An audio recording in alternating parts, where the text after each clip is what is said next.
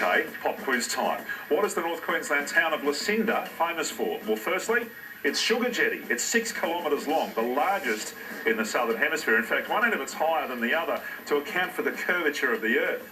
Secondly, this is a top-notch fishing destination, a terrific place to wet a line. And thirdly, it's the launch pad for the Hinchinbrook Island National Park.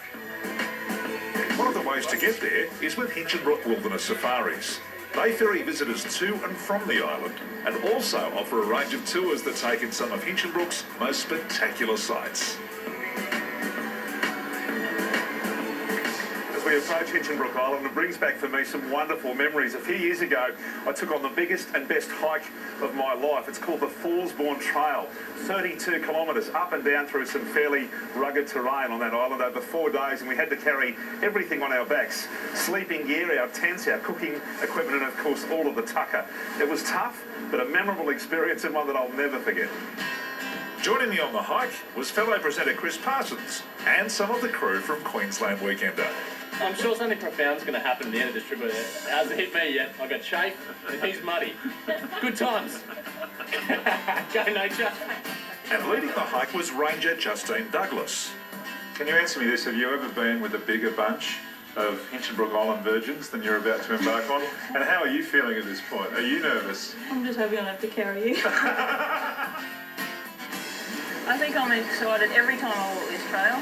I think I must have walked it more than 3 dozen times, and yeah, every time I walk it I'm just as excited as the first. So. Why do people come from all over the world to do it? It's not a long walk, but the diversity of vegetation, you've got the beaches, you've got the tropical rainforest, you've got the mountains.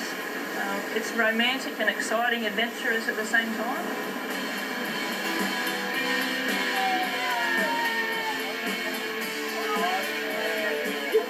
Good to catch up with you again, my mentor, you were my walking guru, but definitely my saviour on a couple of occasions. Oh, you didn't do too bad, Dean. It was a wonderful experience. What are your memories of it?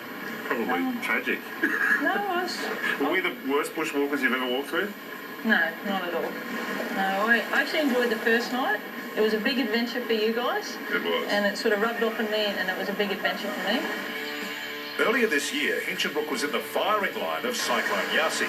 The island took a hammering, but it's amazing what a few months can do.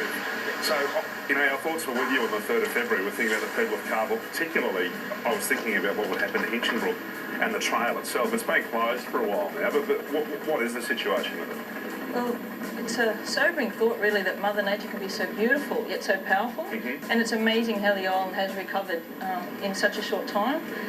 We've got a lot of crews working on the island, and we're making sure we open our high priority visitor sites, and we're working towards opening the Thorsborne Trail.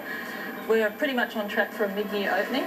So with the track open again, it can be your turn to experience the highs and lows, the mud, sweat and the tears. But most of all, the amazing sense of achievement.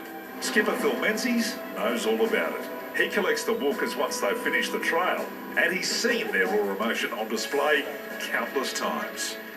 They're always overwhelmed when they get back on the boat. They just get on there and they just say that is the most amazing thing I've ever done in my life.